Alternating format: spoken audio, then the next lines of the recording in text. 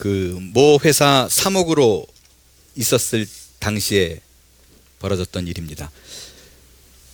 그 신입사원 면접을 본 적이 있었어요. 많은 후보생들, 그 면접생 중에 2명의 후보를 심사하는 자리였는데요. 사실 그 자리가 면접생들은 모르고 있었는데 이미 실무자들이 한 번의 면접과 또 여러 서류 전형들을 통해 가지고 최종 합격된 자들이었습니다. 그들은 모르고 앉아 있었지만 그 자리는 그 회장님이신 황성주 목사님이 워낙 바쁘시니까 한국에 들어와 계실 때에 어떻게 만날 수 있는 자리를 만들어 보려고 그 심사라는 그 이름으로 자리에 앉아 있는 거였었어요. 이 둘은 모르고 있지만 그 자리에 회장님, 부회장님 그리고 사목인 제가 앉아서 심사를 했습니다. 몇 가지 질문들을 주고 받았는데 제 순서가 돼가지고 질문을 하기 위해서 그 짧은 순간에 이제 이력서를 제가 이렇게 봤어요. 근데 여러분 아시지만 그 회사가 그렇게 큰 회사가 아닙니다. 중소기업이에요. 연매출 한 1,000억 원 정도 되는 중소기업입니다. 근데 그 이력서를 보니까요, 두 사람의 스펙이 상당히 좋아요. 야, 이거 애 많이 썼겠구나라고 생각이 되어질 만큼 여러 시험 그 성적이 나와 있는데 굉장한 고득점이었고요. 야, 이거 언제 다 떼놨어? 라고 싶을 만큼 여러 분야의 자격증들이 쭉 적혀 있었습니다. 요즘 취업이 굉장히 한국에서 어렵다라고 얘기하더니 정말 마음고생 꽤나 했겠구나라는 것이 이력서 하나만 봐도 쭉 읽혀질 수가 있었어요. 문제는 면접에 통과돼서 회사에 취직이 돼서 합격을 해도 그게 끝이 아니라는 거예요. 취업이 되어 직장에 들어가 문제는 끝나지 않습니다. 치열한 경쟁이 있어요. 후배는 치고 올라오죠. 동기들 사이에서 눈치 보죠. 그래서 야근과 주말 근무를 하는 것이 당연하게 생각하고 회사마다 늘어나고 있는 실정입니다. 여러분, 이런 현상은 미국에 있는 한인사회도 예외가 아니에요. 우리 교우들만 해도요, 신방 가서 보면 집에까지 와가지고 그 회사의 일들을 싸가지고 노트북에 와서 늦은 시간까지 일하는 교우들도 많이 있고요. 스마트폰이 좋은 건지 나쁜 건지 스마트폰이 생긴 바람에 계속해서 문자 오고 또 이메일 체크업해야 되고 쉼이 없는 모습들을 우리가 어렵지 않게 볼 수가 있습니다. 제가 캘리포니아에 있다가 버지니아로 왔어요. 그런데 그 두 스테이트가요, 직장 문화에서 크게 차이가 나는 부분이 하나 있습니다. 뭐 많이 있겠지만 제가 눈에 두드러지게 드러나는 그런 부분이요. 이곳 버지니아는요, 캘리포니아에 비해서 재택근무하는 사람들이 정말 많습니다. 모르겠어요. 우리 교인들이 주로 그렇게 되는 건지 모르겠는데 아무래도 여기 또 그 공무원이 많기 때문에 더 그러지 않을까 싶은데, 제가 캘리포니아에 있을 적에는 그 사람들을 만나면 보통 9 to 6 이렇게 일을 하는 분들이지 집에서 근무를 합니다라는 분을 제가 거의 못 본 것 같은데 우리 교회 분들만 해도 굉장히 많이 계시잖아요. 그 제가 재택근무하시는 우리 교우분들에게 물었어요. 그래도 출근하는 것보다 좋지 않냐고, 왔다 갔다 마음 편하지 않냐고 그랬더니 아유, 뭐 그게 만만치 않은 스트레스더라고요. 뭐 프로젝트를 주어지면 이게 또 옆에 있으면 뭐 협력하기도 쉬운데 그렇지 않고 또 전화 연결하기도 그러고 또 이게 해결이 돼야지만이 또 완성이 돼야지만이 자기 몫을 해내니까 밤까지 내내 스트레스라고 얘기를 하는 분도 있고요. 다 그런 건 아니지만 어느 분은, 우리 교우분 중에 한 분은 그 재택근무를 하다 보면 컴퓨터를 쓰다가 15분 동안 마우스가 움직이지 않고 있으면 away from desk라고 뜬대요. 자리 비움, 빨간색으로. 그러니까 이게 계속 스트레스를 해요. 화장실, 이분이 얘기하기를 이거 화장실을 갔다 올 때는 햄스터를 묶어놔야 되나 뭐 이런 생각까지 했다라고 얘기할 정도로 고민이 된다라고 얘기하더라고요. 이런 쉽지 않은 직장 생활임에도 불구하고요, 많은 사람들이 사표를 내지 않습니다. 계속 다닙니다. 왜 그럴까요? 경제적인 이유 때문에 그렇습니다. 당장 일을 관두면 먹고 살 길이 막막하기 때문에 여러 가지 사회의 불이익이 있더라도 참고 그냥 일을 하는 거예요. 이렇게 모든 것에 쫓기다 보면 뜻하지 않은 곳에서 뻥뻥뻥 내 삶의 구석구석 성벽들이 무너지기 시작합니다. 제일 먼저 가정이 무너져요. 혼자 있는 주부들이 늘어나고요. 자녀들이 아빠를 낯설어하고 부부들 지간에 얼굴 볼 일이 몇 번 없으니까 남처럼 지내는 일들이 생기기 시작합니다. 건강도 무너집니다. 당연히 무너지죠. 여러 가지 스트레스를 받고 그 쉬지 않고 돌아가는 일 속에서 체력이 바닥이 납니다. 관계도 무너집니다. 아무래도 누군가를 만날 수 있는 기회가 줄어들다 보니까 친지들을 챙기는 일이 없어지게 되고 이웃관계 소홀하게 되고 친구관계 모든 부분에서 소원해져서 혼자 서 있는 느낌을 쉽게 받습니다. 요즘 우리가요 그 소셜미디어라고 말하는 SNS 뭐 카카오톡 아니면 뭐 카카오 스토리, 페이스북 이런 것들이 굉장히 활발히 발달이 되었다라고 하는 이유는 그만큼 사람들이 외롭다라는 것입니다. 만나가지고 만약에 회포를 다 풀면 거기서 들여다볼 시간이 어디 있어요? 여러분, 우리의 모든 것들이 무너져가고 있습니다. 결혼할 때 서로에게 느꼈던 따스한 감정들도, 새 일을 시작하면서 내가 뭔가를 해버리라 생각했던 그 기대감도, 예수님 때문에 감격에 젖어가지고 오랜 시간을 기도했던 그 아름다운 영적인 시간들도 다 무너지고 있는 것이 실제 우리의 현실입니다. 이런 어려움이 찾아올 때 그 무너져가는 그런 아픈 부위를 보면서 우리는 어떻게 해야만 하는가? 내 삶에 무너져버린 성벽들을 어떻게 하면 재건할 수 있는가? 오늘 무너진 성벽을 재건하라 세 번째 시간입니다. 이 느헤미야의 개혁을 통해서 무너진 삶을 재건하기 위해서 무엇을 해야 되는가? 두 가지로 여러분과 말씀을 나눠보도록 하겠습니다. 첫 번째입니다.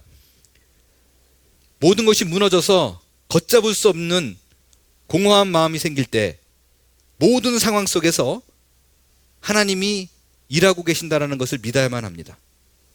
어느 날 자신의 모든 것이 무너졌다고 생각되면 아무것도 하고 싶지 않잖아요. 누워만 있습니다. 뭘 해도 흥미가 없습니다. 여러분, 이럴 때에 무슨 일을 벌이면 뭔가 될 것 같지만 그렇지 않습니다. 오히려 섣불리 일을 벌렸다가는 실패할 확률이 아주 높아집니다. 그렇기 때문에 우리는 재건하기 위해서 준비를 해야 됩니다. 때를 기다려야만 해요. 여러분, 이 준비와 때, 이 두 가지는요 세트입니다. 어느 거 하나 무시하거나 덮어둘 수 없어요. 반드시 같이 갑니다. 그런데 이 준비와 때라는 것이 쉽지 않잖아요. 뭐를 준비해야 되는지도 그렇고, 준비해도 그때가 온다라는 보장이 없고, 때가 왔는데 준비가 안 된 경우도 많이 있습니다. 우리는 지난 시간에 느헤미야가 고국의 예루살렘 성벽이 무너져서 성문이 다 불타버렸다는 얘기를 듣습니다. 이 얘기를 듣고 하나님 앞에서 금식하면서, 하나님, 무너진 조국의 현실을 주 앞에 올려드리니 성벽을 재건시켜 주십시오 라는 기도를 하나님 앞에 간절히 올립니다. 여기서 여러분에게 제가 드리고 싶은 말씀은요, 제가 항상 강조해서 드리는 말씀이 있어요. 구약에 나오는 모든 내용들은 하나의 그냥 역사 이야기가 아닙니다. 또 거기서 나오는 여러 가지 일들을 통해서 뭔가 교훈을 얻어서 세상을 살아나야 되는 그런 지식이 담겨 있는 거, 뭐 이런 것도 아니에요. 항상 우리는 구약을 보면서 머릿속에 꼭 염두해야 될 것은, 이것은 누군가의 모형이라는 것입니다. 누군가의 예표이고 누군가의 그림자예요. 앞으로 올 누군가를 끊임없이 그리고 있다는 것입니다. 특별히 성경에 난 모든 리더의 모습은 앞으로 올 누군가가 할 사역들을 표변해서 예표해서 보여주고 있어요. 그 누군가가 누구일까요? 예, 그렇습니다. 예수 그리스도입니다. 여러분, 구약에 나온 모든 사건과 또 인물과 대부분의 벌어지는 일들은 예수 그리스도께서 이 땅에서 오셔서, 당시 구약이니까 앞으로 올 예수 그리스도께서 이 땅에서 할 사역들을 대신 보여주는 거예요. 오늘날로 말하면 이미 오신 예수 그리스도께서 우리가 느헤미야서를 읽어보면서 느헤미야의 모습을 통해서 이분이 지금 이 땅에서 이런 일을 하고 있구나를 알 수 있는 가장 좋은 교과서적인 내용, 그게 바로 구약이라는 것입니다. 만약에 여러분이요 느헤미야서를 읽을 적에 그 안에서 예수를 뽑아내고 그분의 사역을 발견해내지 못한다면요, 주로 이런 거 많이 하죠. 느헤미야의 리더십, 그의 리더십을 배우자. 물론 배울 수는 있겠죠. 그러나 기억하십시오. 느헤미야의 그 단편적인 리더십을 배우느니 정말 리더십을 배우고 싶다면 세상의 학문을 좇은 그 책들을 읽어보는 것이 훨씬 낫습니다. 우리는 느헤미야서를 공부하는 이유는 리더십을 배우기 위해서가 아닙니다. 그들의 모습을 통해서, 그간 사역들을 통해서 우리에게 지금 현재 일하시고 있는 예수 그리스도의 모습, 그것을 발견해내야지만이 우리의 삶이 희망이 있는 거예요. 그런 의미로 봤을 때 느헤미야가 1장에서 통곡을 하며 하나님 앞에서 간구합니다. 그것은 무슨 모습일까요? 이 땅에 오신 예수 그리스도께서요, 우리를 위해서 친히 하나님 앞에 중보기도 하시는 모습입니다. 그것에 대한 예표예요. 여러분, 그 느헤미야의 기도를 읽으면서 우리는 마땅히 그의 기도를 본을 받아야 됩니다. 롤 모델로 삼고 이런 샘플로 삼아서 내가 이런 식으로 하나님 앞에 기도하면 좋겠구나라고 배워야 됩니다. 그러나 만약에 그것이 안 될 때는 항상 우리는 어떻게 돼요? 눌려요. 왜 느헤미야는 그런 기도를 했는데 나는 왜 이런 수준밖에 안 될까 하고 짐이 됩니다. 그가 보여준 표본이 우리에게 부담이 되고 오히려 눌림이 돼요. 그러나 느헤미야의 기도가 우리가 따라야 될 표본인 것과 동시에 예수 그리스도께서 현재 내가 미처 하고 있지 못하는 기도일지라도 나를 위해서 끊임없이 이렇게 필요한 부분을 위해서 중보를 하고 있구나라는 것을 알게 된다면 우리의 신앙 상태가 조금 더 힘들더라도 용기를 얻을 수가 있습니다. 왜? 나의 형편과 처지를 위해서 누군가 끊임없이 쉬지 않고 기도한다는 것을 알기 때문입니다. 그것을 정확히 인지하고 느헤미야의 기도서를 바라봐야지 우리에게 희망이 있고 용기가 되고 자유함이 있다는 것이에요. 그의 기도는 우리의 기도의 표본이라기보다 그리스도의 중보 힘으로 우리가 산다라는 것이 강조되었기 때문에 그 기도문을 읽으면서 누군가 나를 위해서 기도하시는 예수님, 그래서 우리가 힘을 낼 수 있다는 거예요. 여러분, 느헤미야는요, 어떻게 보면 이미 안위한 자잖아요. 평강을 누리고 있는 자래요. 아무런 형편이, 그들이 불에 타고 800마일 떨어진 그들이 고생하고 있다래도 그는 경호실장이에요. 왕의 최측근입니다. 아무런 상관이 없다라고 느낄 수도 있고요, 꼭 내가 뭐 나서야 돼 그럴 필요가 없는데 그는 통곡하는 마음으로 하나님 앞에서 울며 금식하며 기도합니다. 그게 현재 우리를 위해서 중보하고 계신 예수 그리스도의 모습이라는 거예요. 디모데전서 2장 5절 한번 큰 소리를 읽겠습니다. 시작. 하나님은 한 분이시요 또 하나님과 사람 사이의 중보자도 한 분이시니 곧 사람이신 그리스도 예수라. 예, 바로 이거예요. 중보자 예수 그리스도. 그게 바로 느헤미야의 모습이고 느헤미야가 올린 기도입니다. 다시 본문으로 돌아오겠어요. 이제 느헤미야가 조국이 황폐해졌다는 얘기를 듣고요, 통곡하며 기도를 했을 때 그 날짜가 언제냐, 그 시기가 언제냐, 기슬루월이라고 되어 있어요. 기슬루월은요, 이스라엘 달력인데 지금 달력, 지금의 원력으로 말하면 11월 중순에서 12월 중순 그 사이예요. 1장에서 느헤미야가 기슬루월에 기도합니다. 그리고 2장으로 바로 넘어오자마자 당시 페르시아 왕인 아닥사스다 왕에게 예루살렘 재건을 위해서 왕이 도와달라고 얘기합니다. 근데 그 시기가 언제냐? 니산월이라고 얘기를 해요. 니산월은 현재 달력으로 3월 중순에서 4월 중순입니다. 그러니까 이스라엘 달력을 보게 되면 기슬루월은 11월 12월이니까 그냥 우리가 이해하기 쉽게 12월로 생각을 하고요, 니산월을 4월로 잡았어요. 그러니까 그냥 느헤미야 1장이 끝나고 2장으로 1절로 돌아서는 그 사이가 아무렇지도 않은 게 아니라 4개월이 지난 후에요. 여기서 우리가 알 수 있는 사실이 하나 있습니다. 지난 2시간에 걸쳐서 우리가 디테일하게 살펴봤는데 느헤미야의 기도는요, 완벽에 가까운 기도였어요. 하나님이 기뻐하시는 기도였고요, 말씀을 근거 삼아 주께 올리는 대화 나눴던 우리의 신앙의 가장 모범이 되는 기도였습니다. 그렇다면 그의 기도에 흔히 말하는 점과 흠이 없다라고 생각을 한다면, 완벽한 기도를 올렸다면요, 하나님 바로 응답해야 되는 거 아닌가요? 그렇지 않나요? 그냥 상식적으로 보면 그렇잖아요. 왜? 야고보서에서 보면 분명히 이렇게 얘기했어요. 우리의 기도가 이루어지지 않는 경우는요, 2가지밖에 없대요. 그 2가지가 뭐냐? 첫 번째는요, 네가 안 구했으니까 얻지 못하지, 안 구했으니까 네 소원이 안 이루어지지. 두 번째는 뭐예요? 구하여도 받지 못하는 이유는 정력으로 쓰려고 잘못 구함이라. 네 욕심 때문에 구한 건 아무리 열심을 다해도 안 들어줘 라는 그 2가지 경우가 내 소원이 이루어지지 않는 기도예요. 그런데 느헤미야의 기도는 이 2가지 기도의 완전히 아닙니다. 느헤미야는 소원이 있었지만 분명히 입을 열어 금식으로 기도했어요. 그죠? 그리고 또 그가 이스라엘 백성의 재건을 위해서, 그 예루살렘의 재건을 위해서 기도한 건 개인적인 욕심 아니잖아요. 그는 이미 높은 직위에서 편안한 그 호의호식을 하고 있는 사람이었어요. 아니 그렇다면 4개월까지 갈 게 뭐 있어요? 바로바로 들어주셔야지. 우리는 1장에서 2장으로 넘어가니까 이 사건이 금방인 것 같지만 아니라니까. 4개월이 지났어요. 4개월 동안 하나님께서 이 기도를 듣고 있다라는 응답의 비스무리한 사인조차도 없었어요. 뭐 엘리야 같은 경우에는요, 비를 내려주세요 그리고 7번 기도하잖아요. 보통 우리는 같은 기도 막 7번씩 하다 보면 지치잖아요. 느헤미야도 그럴까봐, 느헤미야도 그럴까봐 하나님께서 6번째 기도할 적에는 뭐를 보여줘요? 작은 사인 하나를 올려줍니다. 그게 뭐예요? 손바닥만한 구름. 그거를 보고 야, 하나님께서 기도에 응답하시는구나 그러고 엘리야가 더 힘을 내서 기도할 수 있잖아요. 뭐 좀 그런 일이 있어야죠.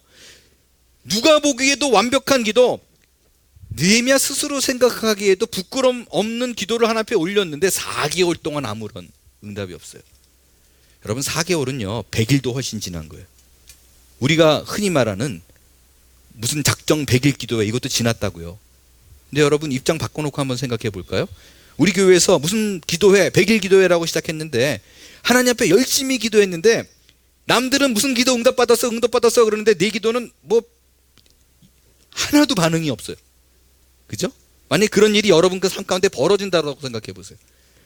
그럼 100일이 지나서도 끊임없이 기도할 분이 얼마나 있겠어요? 100일이 지난 상황이에요.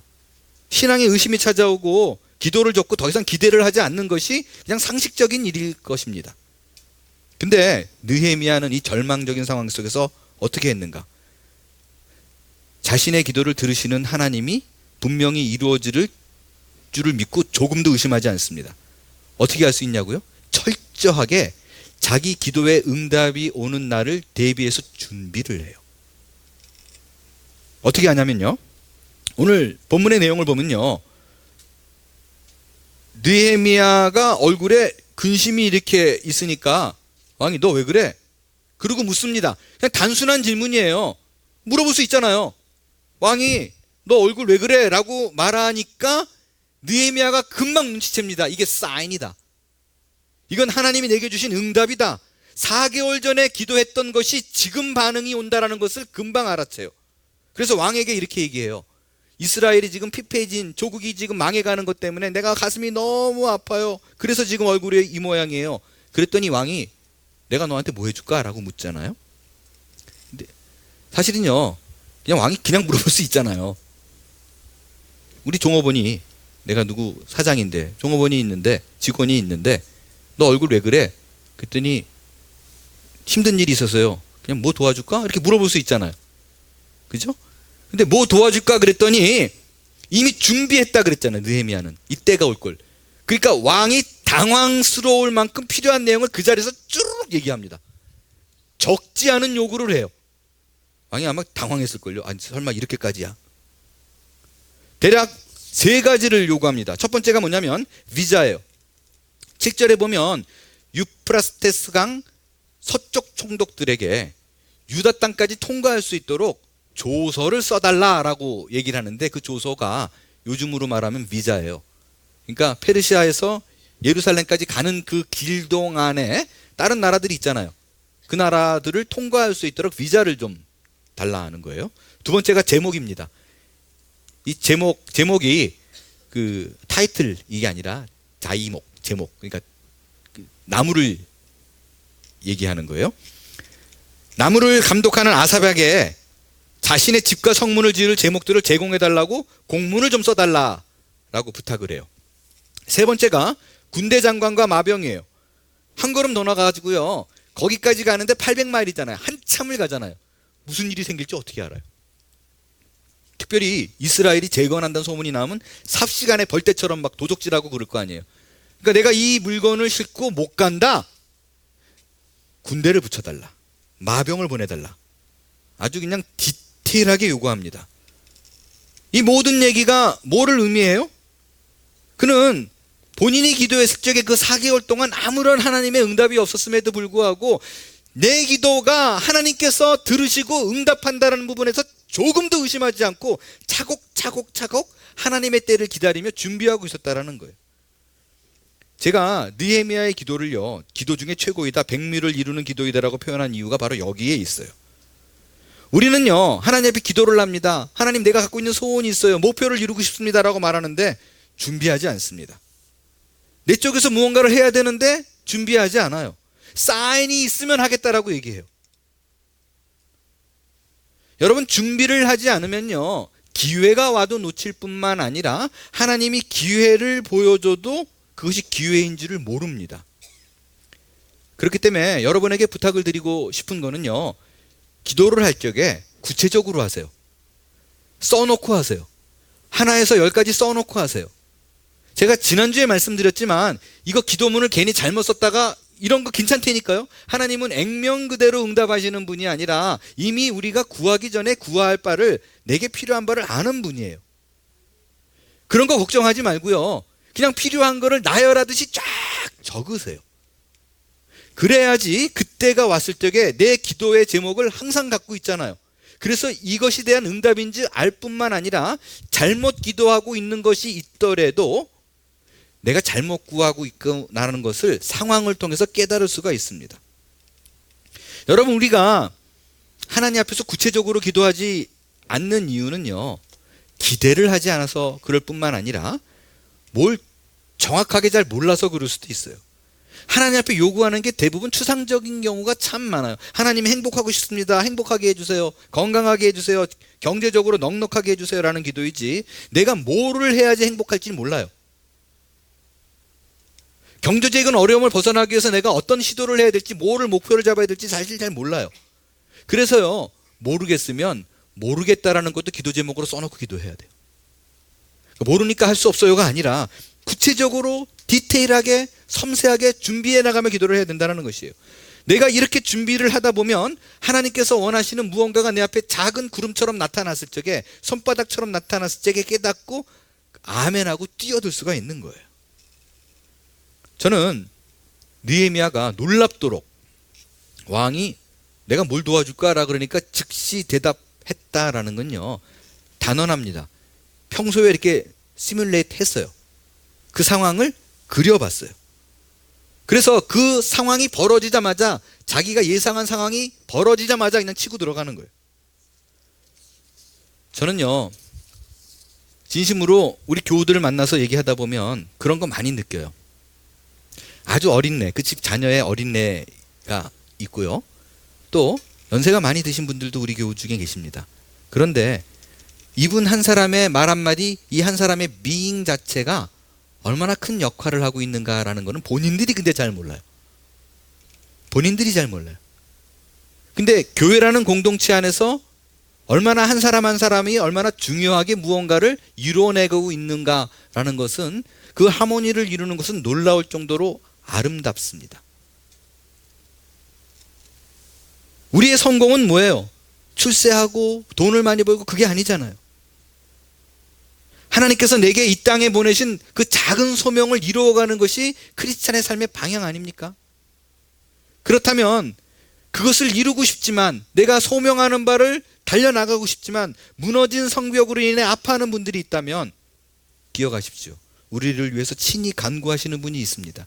중보자 되신 예수 그리스도께서 내가 미처 기도하지 못하는 것까지도 친히 간구하시는 분이 계시다는 사실을 믿고 의지하여 그 일하시는 하나님으로 인해서 여러분의 무너진 성벽이 재건될 줄로 믿습니다.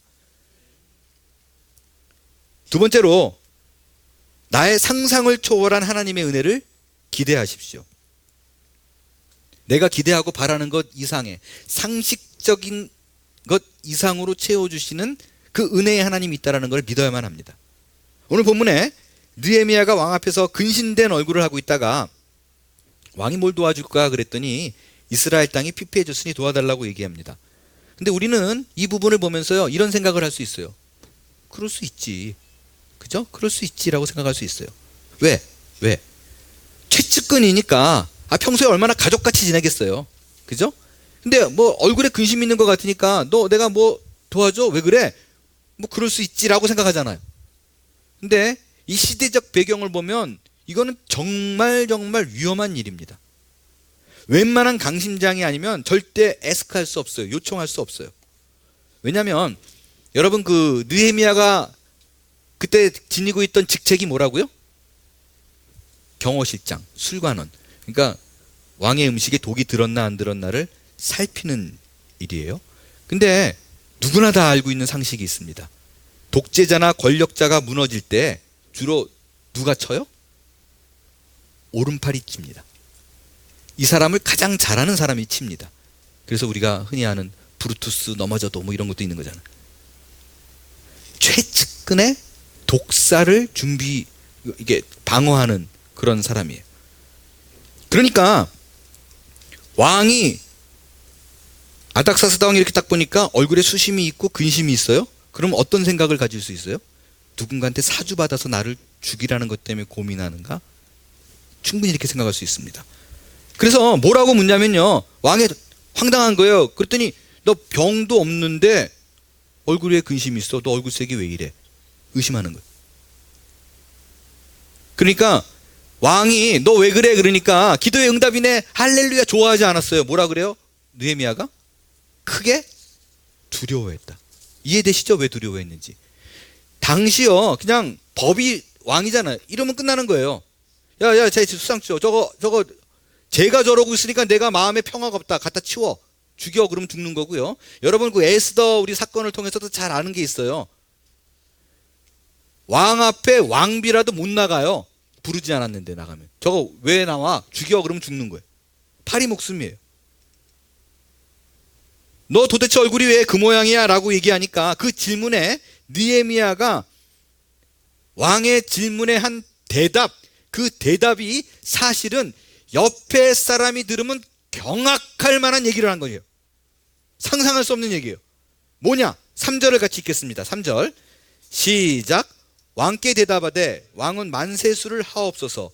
내 조상들의 묘실이 있는 성읍이 이제까지 황폐하고 성문이 불탔사오니 내가 어찌 얼굴에 수심이 없사오리까 하니.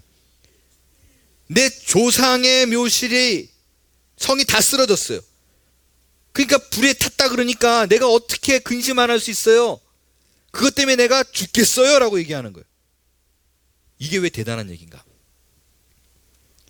여러분 역사적으로 보면요, 아닥사스다 왕은 굉장히 포악한 왕으로 알려져 있습니다. 성경이 아닌 일반 문헌을 보게 되면 아닥사스다 왕은요, 감정의 기복이 심한 사람이에요. 신경질적이고 권위적이고 폭군으로 알려져 있어요. 그래서요, 실제로 느헤미야에게 이제 너 재건하고 보내잖아요. 가라 그러잖아요. 가다가 귀가 얇아가지고 누가 이상한 소리를 재건 중에, 건축 중에 누가 이상한 소리 하니까 성벽 중단 바로 시켜버려요. 하지 말라고. 그게 에스라서에도 나와 있어요. 에스라서에 오죽했으면. 여기서 명령을 전하여 공사를 그치게 하라, 성을 건축하지 못하게 하리라. 이 왕이 아닥사스다 왕이에요. 그러니까 어디로 튈지 모르는 왕이에요. 어디로 튈지 모르는 왕. 40년 동안 페르시아 제국의 왕으로 있는 동안 수많은 오점이 가장 많이 부각된 지도자. 그래서 그런 말이 있어요. 차라리 왕이 되지 않았으면 더 좋을 뻔한 지도자. 이게 아닥사스다 왕이에요. 그런데 그런 왕에게 예루살렘이 불타 없었다라고 말하는 건요, 다른 거 아니잖아요. 누가 다스렸었어요? 페르시아 왕조가 다스렸잖아요. 그러니까 이 얘기예요. 당신의 조상들 때문에 지금 이 모양 된 거 아니에요? 라고 따지는 거라고요. 당신들이 버려놓을 때문에 지금 조국이 피폐해진 거 아니냐고 그렇게 따지는 거예요. 그게 내 근심의 원인입니다. 이건요, 이거죠 완전히. 죽여도 할 말 없는 상황이에요. 그리고 모두가 다 아마 살얼음 판이 됐을 거예요. 어찌 감히 저런 얘기를. 근데 왕이 어떻게 반응하는가? 4절 같이 읽어요. 시작. 왕이 내게 이르시되 그러면 내가 무엇을 원하느냐 하시기로 내가 곧 하나님께 묵도하고. 야, 이게 말이 안 되는 거예요. 그러면 죽여! 그래야 되는데 그래? 그럼 내가 널 뭘 도와줘야 돼? 이게 어떻게 이런 일이 벌어질 수 있는가? 어떻게 이런 일이 벌어질 수 있는가? 단 하나예요. 내 상식과 상상을 초월한 하나님의 은혜가 없으면 불가능한 일이에요. 그냥 죽어마땅한 상황 속에 그 상황을 치고 들어와, 우리의 인생을 치고 들어와서 개입하시는 하나님의 절대적인 은혜가 없으면 전혀 불가능한 상황이 벌어지게 되는 거예요. 여러분, 집에 가셔서 구글에 들어가서 아닥사스다 왕 느헤미야 몇 개만 쳐보면, 그렇게 군데군데 뒤져보면 뭐 많이 나와 있는 건 아닌데, 아닥사스다 왕이 얼마나 폭군인가 라는 내용과 함께 그가 이런 느헤미야에게 이런 일을 베풀 정도로 성군이었을까라는 게 많아요. 결코 이루어질 수, 상식적으로 말이 안 된다는 얘기예요. 하나님이 하신 거예요. 그가 아무리 준비했어도 하나님의 은혜가 없으면 불가능한 상황이라는 거예요. 이걸 누가 제일 잘 알아요? 느헤미야가 압니다. 그래서 이런 고백을 해요. 8절 함께 읽겠습니다. 시작. 또 왕의 삼림 감독 아삽에게 조소를 내리사 그가 성전에 속한 영문의 문과 성곽과 내가 들어갈 집을 위하여 들보로 쓸 제목을 내게 주게 하옵소서 하매 내 하나님의 선한 손이 나를 도우심으로 왕이 허락하고. 누구보다도 잘하는 게 느헤미야였어요. 이거는 하나님의 은혜, 하나님의 직접적인 개입이 없다면 불가능한 일이다. 하나님의 선한 손이 일에 끊임없이 나를 향해서 펼쳐졌구나 아는 거예요. 여러분, 여러분의 인생을 재건하고 싶나요? 하나님의 선한 손을 사모할 수 있게 되길 바랍니다. 상상할 수 없는 강력한 하나님의 은혜가 오늘 이 시간에도 여러분에게 임하고 있다는 사실을 믿을 수 있게 되길 바라요. 여러분, 느헤미야가 그 폭군인 아닥사스다 왕에게 이런 겁도 없는 요구를 할 수 있었던 이유는요, 분명한 확신이 있었기 때문에 그래요. 내 기도가 지금 이루어지고 있는 응답의 하나라는 거. 만일 여러분이 내 크리스찬의 인생 속에서 나는 뭐 드라마틱한 뭐가 없다라든가 남들에게는 엄청난 기적을 베풀어 주시는데 나는 그런 게 없다라고 생각되면 항상 여러분의 행보는 신앙의 행보라고 말은 하지만 상식적인 수준에 딱 머물러 있기 때문에 그런 것이 아닌가라고 생각해 봐야만 합니다. 만약에 내가 구체적으로 기도를 하고 여러 가지 모양과 방법을 통해서 이것이 하나님의 뜻이라고 확신이 된다면 준비된 바를 거침없이 들이밀 수 있어야 돼요.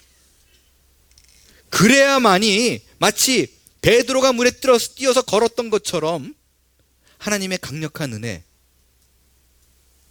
그거를 내 삶 속에 확인할 수 있어요. 근데 우리는 뛰지 못하는 이유, 성큼성큼 걸음을 내딛지 못하는 이유는 항상 머릿속에 뭐가 있어요? 이거 실패하면 어떡하나. 그러니까 이런 거죠. 저 산 꼭대기에 뭐가 있을 것 같아요.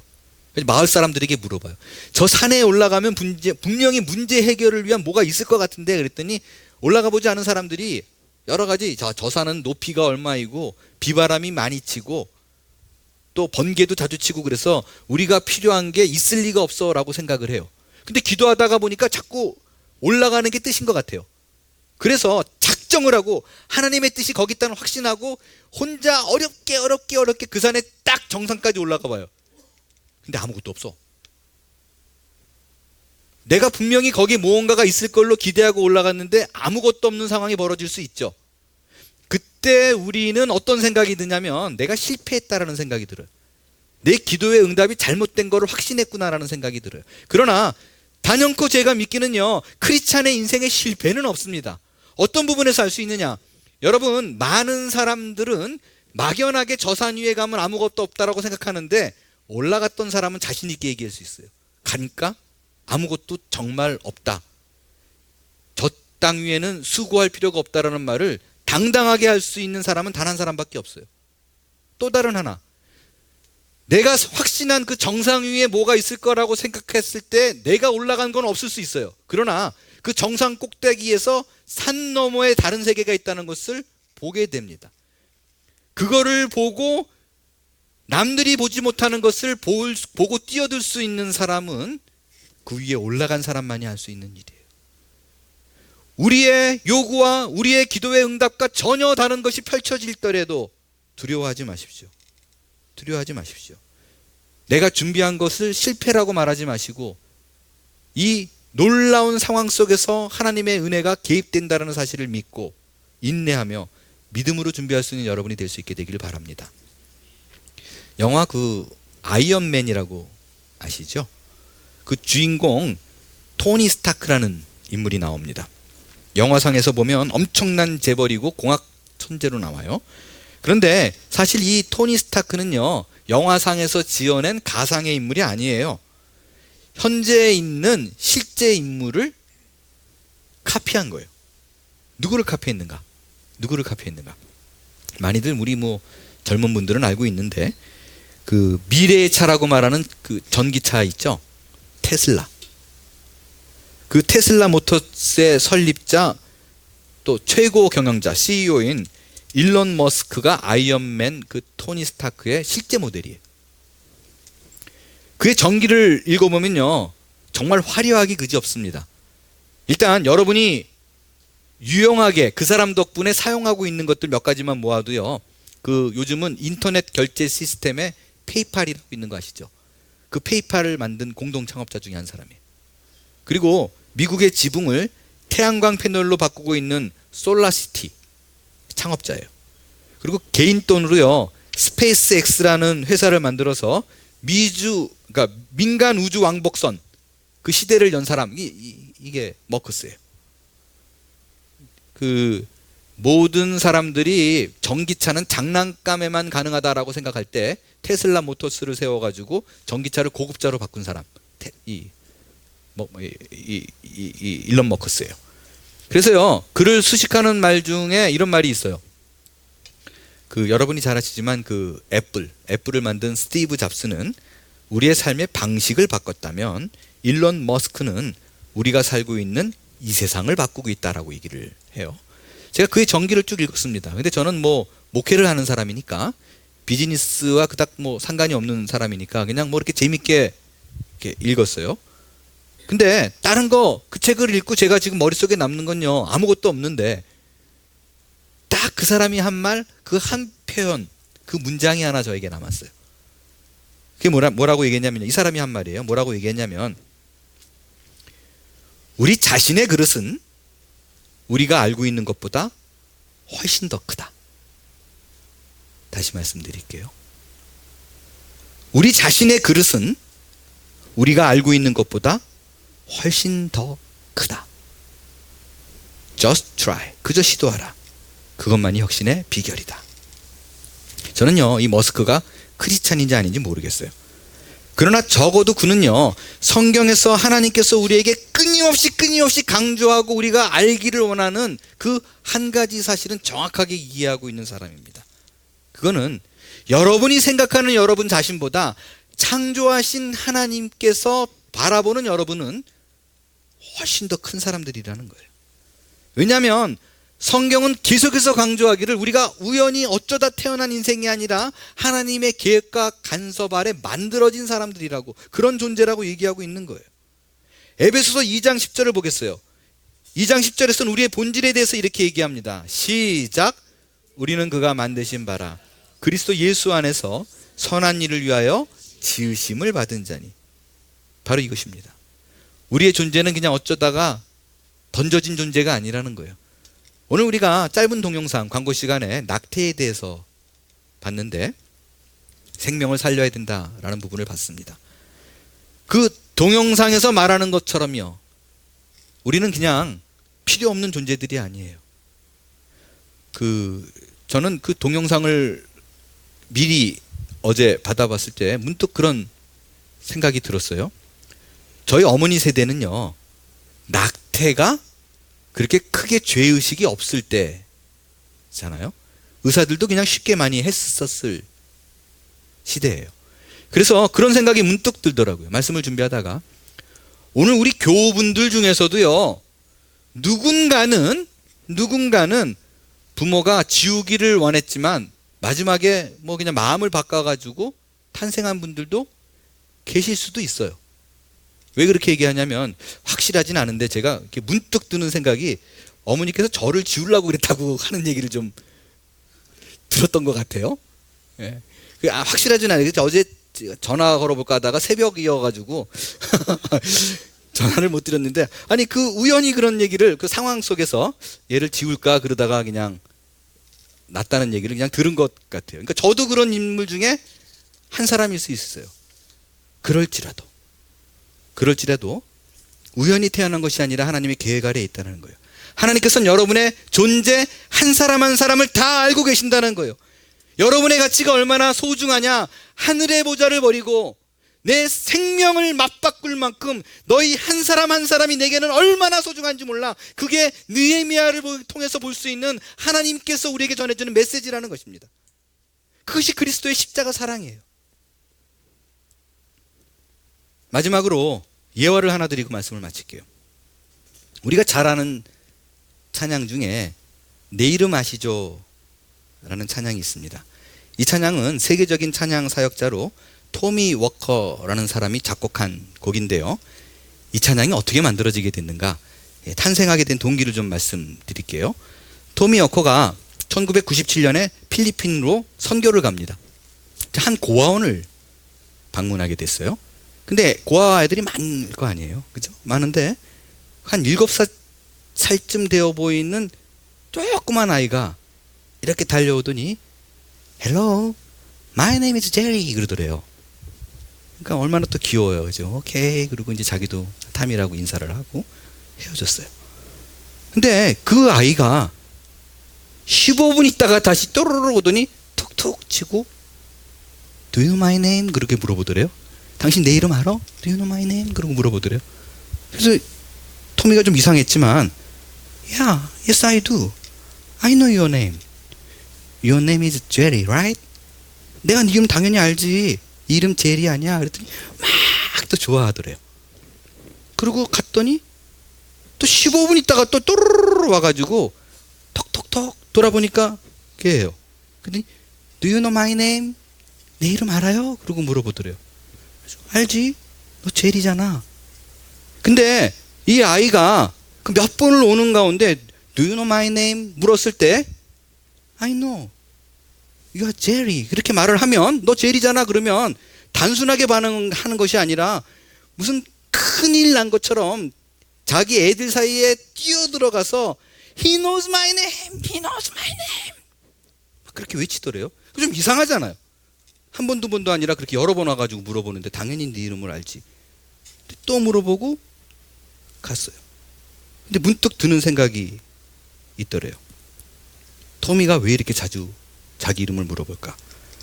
결론이 이 친구가 고아로 자라서 또 많은 무리들 가운데 있잖아요. 그래서 누군가 자기의 이름을 불러주기를 원한다는 것을 알았대요. 왜? 누군가가 무리 중에 하나가 아니라 자기의 이름을 부를 때 자기의 존재가 이 땅에 존재하는 이유를 확인하게 되는 거예요. 내가 홀로 서 있는 존재가 아니라 나는 의미 있는 존재라는 것을 이름을 부르는 순간 확인하는 거예요. 토미는 그 외로움 속에서 손을 잡아줄 친구를 기다린 제리를 보면서요, 자기 어릴 때 모습이 떠올랐대요. 아무 재능도 없고 무기력하고 힘들어도 기댈 곳조차 없이 나는 불행한 아이라고 생각하며 늘 패배감에 젖어 있는 자신의 모습, 그런 모습 속에서 하나님께서 찾아와서 이렇게 말씀을 해주셨대요. 내가 너를 안다고. 너의 이름을 내가 손바닥에 새겨 놓았단다. 어찌 너를 잊겠으며 너를 결코 잊지 않을 거다. 너를 내가 내 손바닥에 새겼다. 그 말을 듣고 그 말씀에 도전이 돼가지고 엄청 울었던 기억이 떠오르더래요. 그래서 토미는 제리에게 찾아가서 손을 잡고 이렇게 말을 합니다. 제리야, 나도 네 이름을 알지만 나보다 훨씬 위대하신 분이 너의 이름을 알고 계신단다. 그분은 네 이름을 결코 잊어버리지 않는 너를 지으신 아버지 하나님이야. 그러니까 제리가 그 자리에서 울더래요. 그 얼마 지나지 않아 토미는 제리와의 만남을 생각하면서 내 이름 아시죠? 라는 찬양을 작곡합니다. 네, 그렇습니다. 하나님은 여러분을 아십니다. 그리고 오늘도 여러분에게 찾아오셔서 여러분의 이름을 부르며 힘든 이 하루를 잘 버텨낸 여러분을 향하여 지금까지 잘했다고, 계속해서 내가 너와 함께 할 것이라는 약속을 오늘도 하고 계십니다. 힘을 낼 수 있게 되길 바랍니다. 그 상상할 수 없는 하나님의 은혜를 이 느헤미야를 통해 확인할 수 있게 되길 바랍니다. 그때 우리 자신의 삶에 무너진 모든 부분들이 새로이 재건되어지는 역사가 우리 삶 구석구석에서 일어나게 될 줄로 믿습니다.